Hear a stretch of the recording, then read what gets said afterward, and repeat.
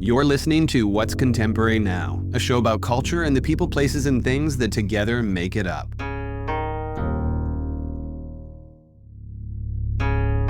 Whether it was a cover of the then unknown Kate Moss by the late Corin Day and Melanie Ward, which went on to change the face of beauty, or the more recent covers featuring artist Ethel Cain and model-turned-cultural phenomenon Alex Consani, The Face magazine is known across generations. Following its hiatus of more than a decade, it's been back with Matthew Whitehouse at the helm. In this episode, we explore his trajectory from being the frontman of a rising band to the in-between gigs that came before he even entered the world of magazines, what it takes to make one work today, and how culture converges in the stories that his editing seeks to tell.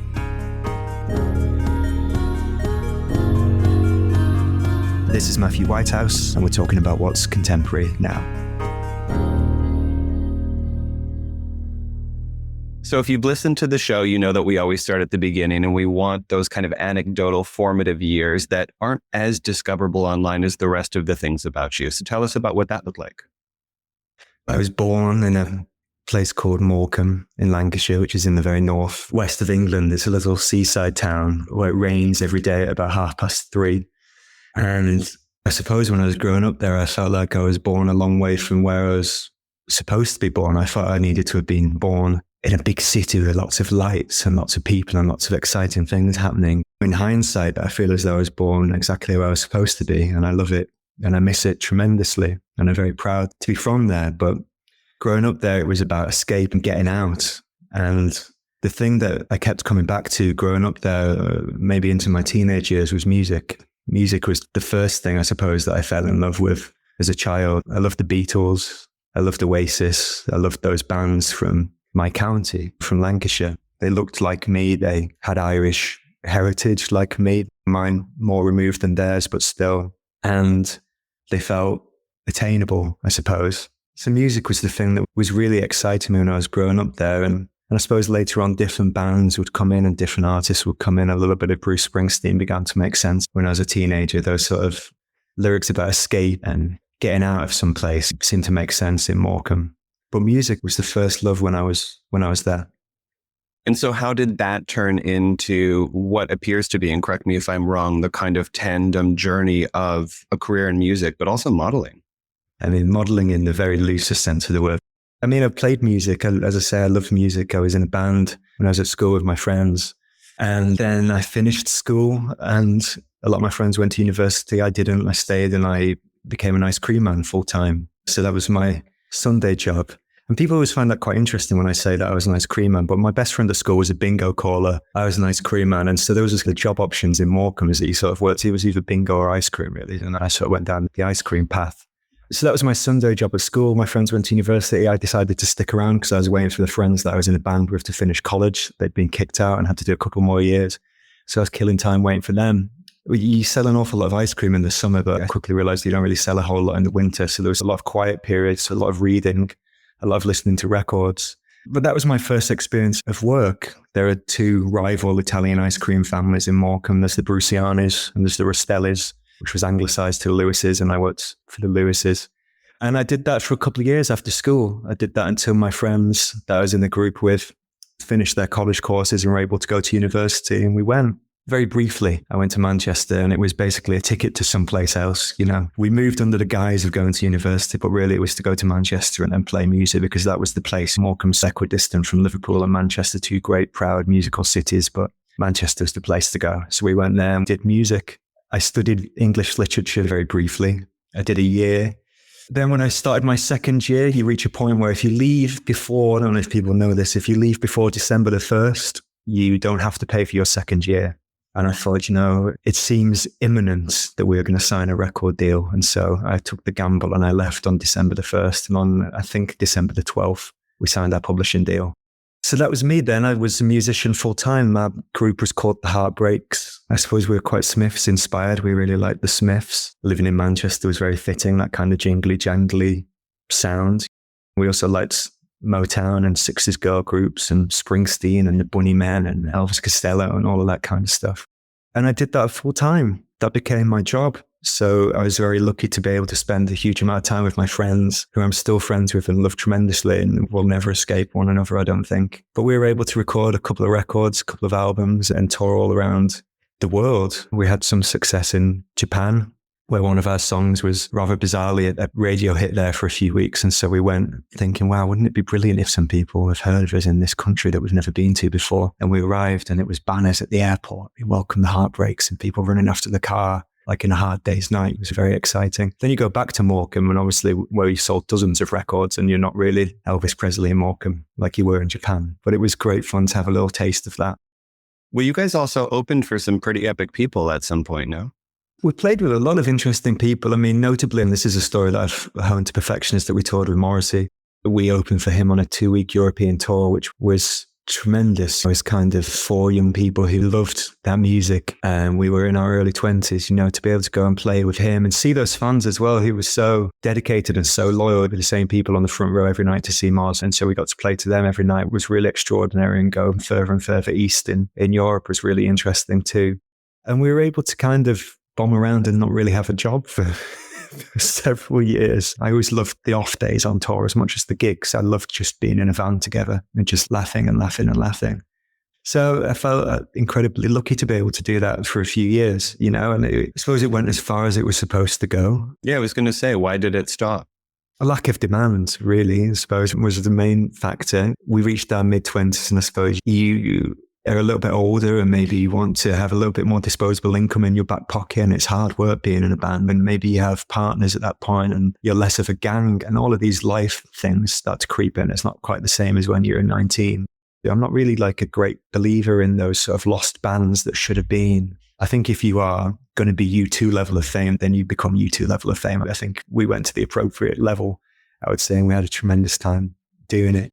I couldn't not work. And so even if it was in a 0-hours contract in a meatpacking factory, I'd do it. I say all of this to tell you that at the same time, what I really wanted to do was write. And I felt like I had something inside me. It was this itch that I needed to scratch. There was something there. So I was writing for different publications. I wrote to a website called The 405. This was the first piece I ever had published, which was a music website that doesn't exist anymore, a blog. And I said, I've got this idea. Can I write it for you? And they let me write it for them for free. And then once I got that piece, I could go to another publication and say, hey, I just wrote this thing for those guys. Do you mind if I write something for you? And before you know it, you've got 4, 5, 6 pieces built up, a little tiny body of work of what you're trying to articulate, you know, what you're trying to say. And so this was happening while I was in the factory towards the end of the group. And then I applied for a job at ID magazine, and it was a week-long research role. Come and help research some stuff for the video department for ID. So I wrote to them and they said, yeah, do you want to come down and do an interview? So I went and I did an interview, and I thought, okay, I think that went quite well. And they rang me 5 minutes later and said, okay, you've got the gig. Can you start on Monday? So I left the factory and I started on the Monday, and I stayed on a friend's sofa for the week. And basically my job was just helping out, just doing bits of research and helping. Can you come up with some people who do this? Can you find some people who might be good for this? Got to the Friday and said, do you want me to come back next week? I said, yeah, sure. So I came back the week after, stayed on another friend's sofa. And then that was it. I stayed there for almost 5 years. I thought that you had a sort of stint as a creative consultant before you landed at ID, or did I read your LinkedIn wrong? No, that's the sort of the euphemistic title that I've subsequently given myself for my first role at ID. It was what it said on my contract, actually. So I would like to claim that title, but it was a glorified researcher role, which I was very happy to do. I suppose eventually evolved into bits of creative work. So coming up with ideas for things for the commercial department, as well as the video stuff I was doing. And then eventually sort of producing stuff for the video team. So by the end of my time on the video department and doing the research stuff, I was producing films. So I was producing films for Vice and for ID. I'm coming up with commercial and editorial films and working on them, posting stuff for ID, interviewing people. But what I really wanted to do was write. And so the first opportunity, I said, please, can I write something? And I wrote a thing about music was the first thing I wrote for ID. It was about how the music industry was becoming a hobby for the upper classes, and working class voices were being frozen out. I wonder if I had a chip on my shoulder at this point, perhaps, but that was the first thing that I wrote for ID. And anyway, they let me write something else. And then eventually a job role came up, and it was to be the editorial assistant. And I suppose by this point I was a little bit older than a lot of people there, because I hadn't started until I was 26. I wasn't fresh out of university or school or anything like that. And I was a producer on the video team, so I had to make a choice. Do I continue as a producer, or do I start at the very bottom of the editorial team as editorial assistant? And God, yeah, I just jumped at the chance to be a writer, and I took it, and I loved it so much and felt so proud to work there. And how did you jump so quickly to the role of arts and culture editor? Because that's a pretty sexy title. It was. I liked having an "and" in the title. That felt quite good. I was just supremely ambitious and excited. I was so excited to be there. And it was a magazine that, and still do, love. That was the magazine that I first discovered when I got into Star Titles, was ID. I was a little bit older when I got into magazines. I didn't have a kind of elder sibling that I was picking up copies from that lived with me. I didn't discover Star Titles until I was maybe 19, 20. And then I would see them on the shelves at WH Smith at the train station and nick them. And I used to nick all of them, Purple and Man About Town and Wonderland and Dazed and ID, until I found the one that I really liked, which was ID. And I liked it because it was consistent and it was very cool, but it also felt like a party to which you might be invited. It felt democratic and it felt open and it felt very now, without being faddy and without being trendy. It felt really consistently cool and open and positive. So I felt so tremendously proud to work there. You could achieve a lot and do a lot if you had an idea. And it was that time of ID as well. And I guess I threw myself into things, hosting things, writing articles, coming up with ideas for events, coming up with ideas for films, and just having an idea and being able to do it the next day was just a thing that was just tremendously exciting to me. I remember we did this, I don't know if you will have seen it over where you are, but in the UK there was this movement called Grime for Corbyn, and it was the grime artist got behind Jeremy Corbyn when he became leader of the Labour Party, and I had an idea of pairing this artist JME in conversation with Jeremy, and I had the idea, and a couple of days later we did it and it went very viral, and suddenly I'm being asked to talk on the news and it's on the front page of the Guardian. So this thing that you can just have an idea and make it happen was just so tremendously exciting. So I guess that's how I moved quickly, just pure excitement and adrenaline. And this was the era where Holly Shackleton was editor-in-chief.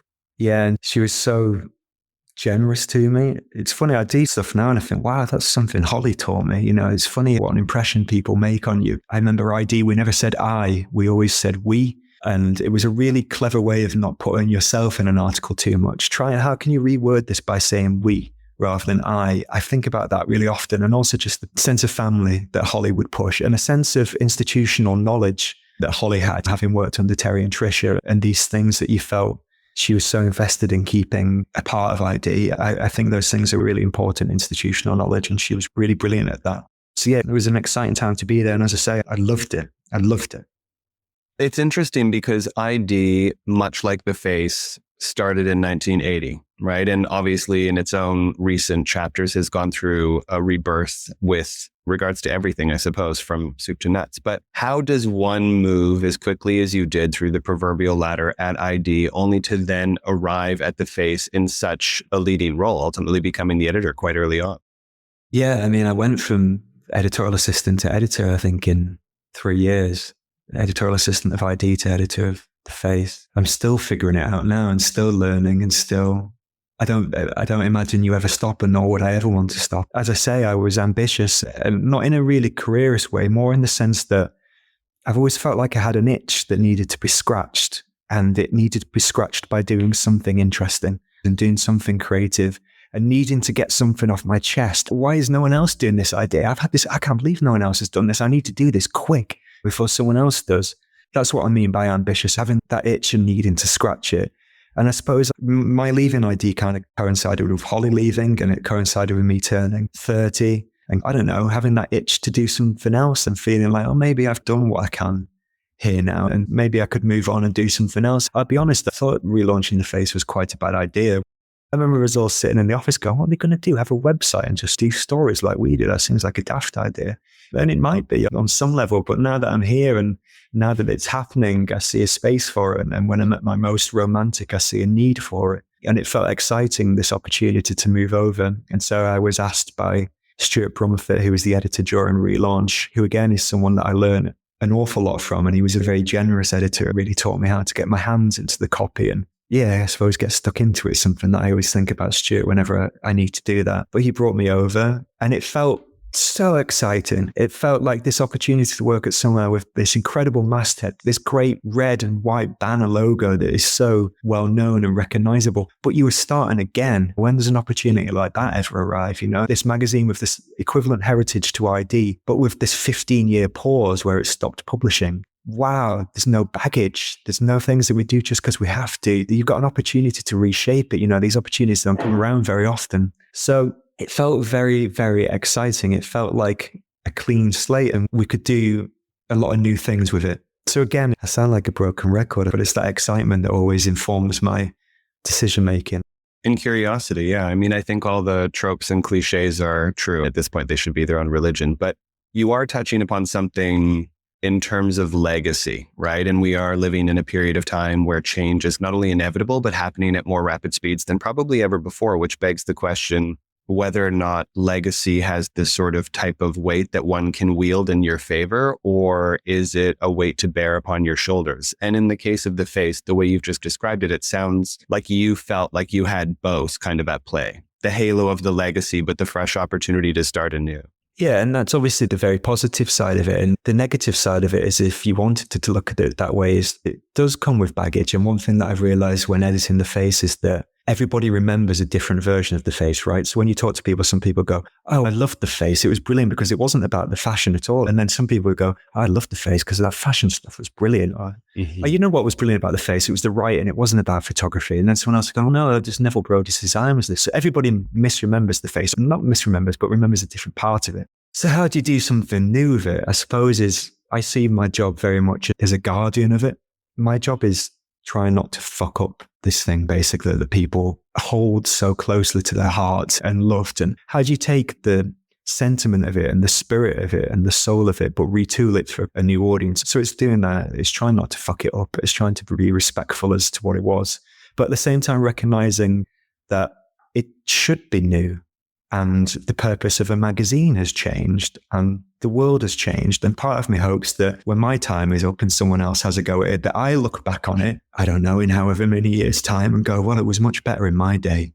Because that means that whoever's doing it is probably doing quite a good job, because they're doing something that makes sense to the audience that should be reading the face in that moment. So I hope that happens to me, but it's just trying not to fuck it up, basically. That particular reference is such a through line in your conversations. It's definitely like a go-to point of reference in terms of how you view the timeline, both past and kind of future. But something else I really liked that I read from one of your pieces or interviews, I don't recall, was this idea of, really leaning into being young and alive right now and not necessarily looking too deeply at the past or obsessing over the future, and really reflecting the world as it is in this moment. And obviously, if you think about it through the lens of culture and mental health, they say that kind of obsessing over the past leads to depression, obsessing over the future leads to anxiety, and this sort of quality of mindfulness through the lens of a magazine editor I thought was really interesting. So let's talk about how you've gone about doing that.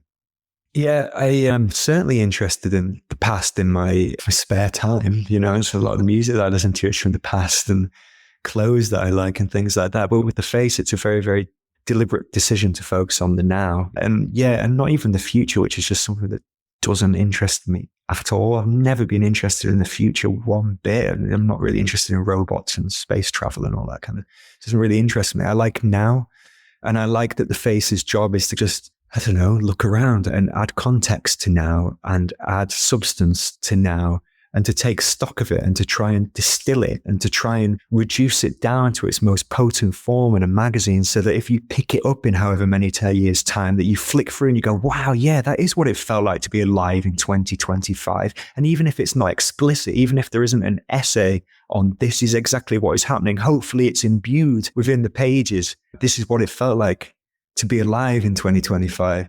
And so I'm so interested in now. I'm so interested in what young people are interested in. I want to be where the action is. I want to be where the excitement is. If this was 2,000 years ago, I would want an office in ancient Rome, because that's where the action was. I want to be where it's happening, and I want the face to be where it's happening.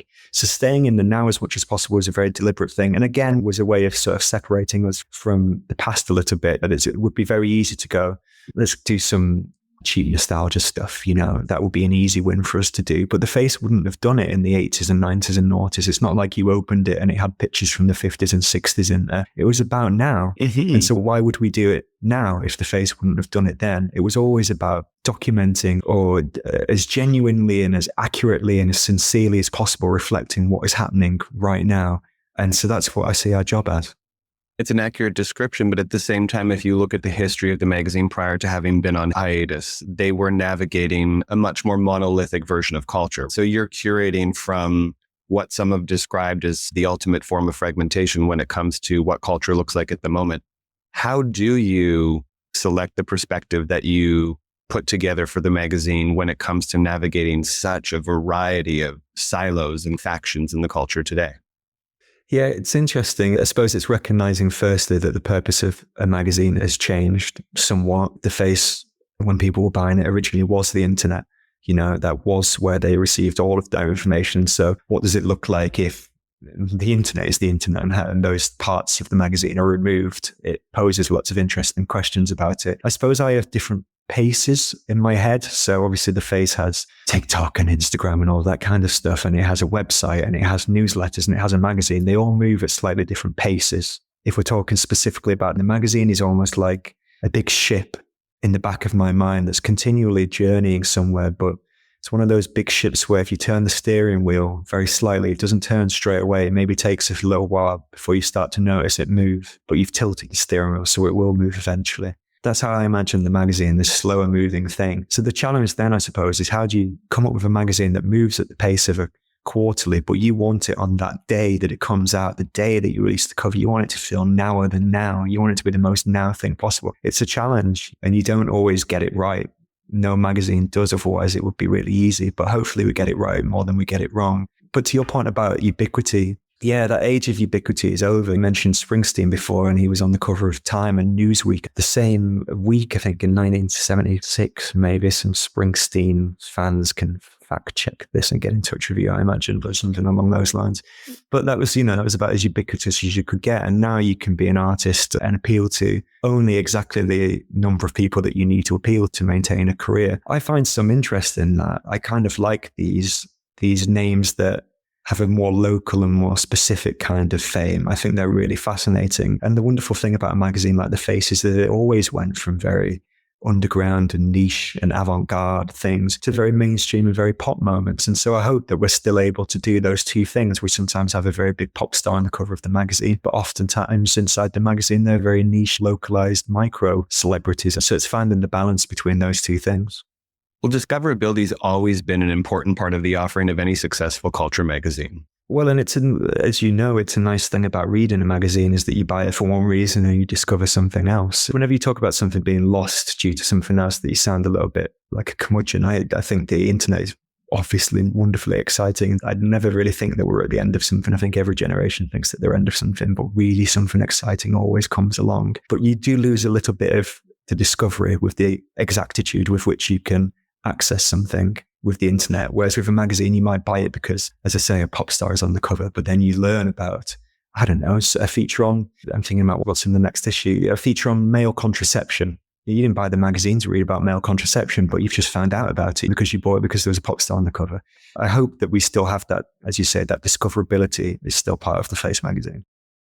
Well, I was reading your conversation with the founder, and Nick Logan is a legend in his own right, but there was something that I really appreciate about his candor when admitting that he wasn't necessarily sure there was a why behind bringing it back, until ultimately sort of concluding that it does serve a purpose in this kind of cultural climate because there is so many examples of regression and kind of unrest in terms of the geopolitical situation as it is today. And I was curious to hear your thoughts on the role media in the context of something like The Face plays in those types of conversation, and is being political a part of kind of your strategy? Is it something that's important to you? How do you view its role in combating those things, I guess, is the real question.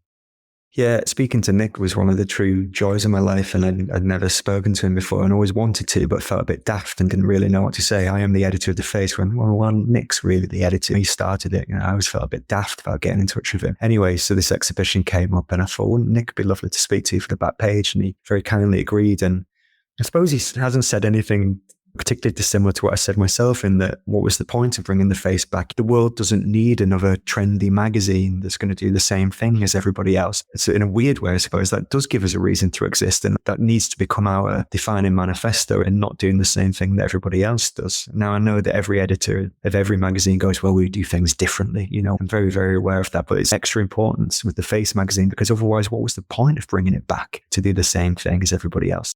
Anyway, so that's the sort of a driving thing. And yeah, what you said about there being a place for it and a need for it now with everything that happened and is happening in the world. And I'm not the first person or alone in pointing out that we're going through quite a swift and sudden regression right now in the world. And a lot of the progressive things that we've fought for over the last few years are being rolled back quite alarmingly quickly.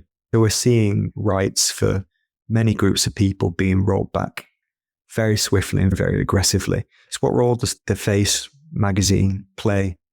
We're not the BBC World Service, right? And so it's very hard for us to suddenly switch to hard politics. I think what's really important with the Face is that we are able to communicate the messages that we want to communicate in the way that makes most sense for our audience. It could be how it affects young people. It could be how it affects things culturally. What I like about the Face, and I said this earlier about how a magazine can date and you hope that when you open it, it feels like what it was like to be alive in that specific year.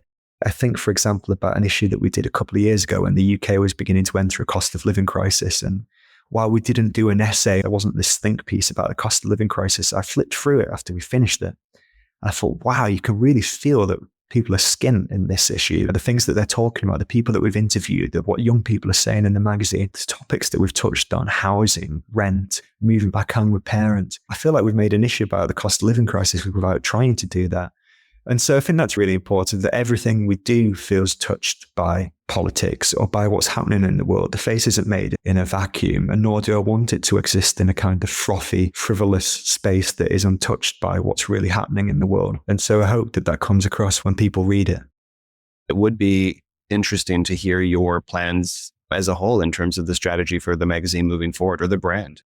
As we've spoken about, this exhibition at the start of the year has been really important and really healthy for us, I think, in that first moment to really take stock and go, okay, well, this is what we did. And we've been in building mode, been in establishing mode. We've been setting the tone of voice for 5 years. And then 5-6 years is quite a substantial amount of time now. We're all a lot better at our jobs than we were. I'm definitely better at my job than I was 6 years ago. And hopefully I'll be a lot better in 6 years' time if I'm still knocking around. But I guess it's been an opportunity to take stock and think about where do we want to take it next. And now, there's so much further that I want to go with the Face magazine. And to be honest, it's the thing that makes you make a new issue, because you get an opportunity to tweak something, right? So I remember, for example, the first issue that I edited, I remember the editor left partway through, Stuart, he left partway through the print cycle. And so it was a lot of late nights trying to finish this magazine. And we finished it and I was so proud. And I finally rolled into bed at whatever time in the early hours of the morning. And I was tossing and turning. And my girlfriend said to me, "What's wrong? Is everything okay?"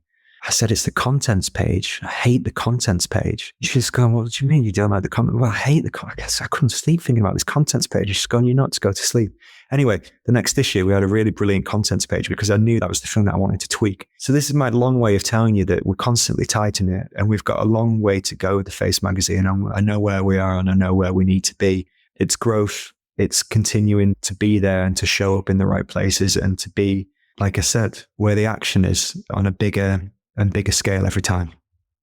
You've just mentioned being a better editor today than you were perhaps at the beginning, and obviously hoping to have the same amount of growth in the coming years. But what do you think makes a good editor when it comes to magazines today? And how would you describe the type of growth that you're referring to? I think it's that old jazz thing. Jazz musicians, they say, it's not the notes you play, it's the ones you don't. I think the same is true of editing, and I've learned when to stick my oar in and when not to stick my oar in. And I've learned when to play the note and when not to play the note. And a lot of that comes down to trusting people. I think the most important thing is to be surrounded by people that you trust them to do the thing that they've said they'll do the thing well, do it on time. All of this is built on trust, everything that we do.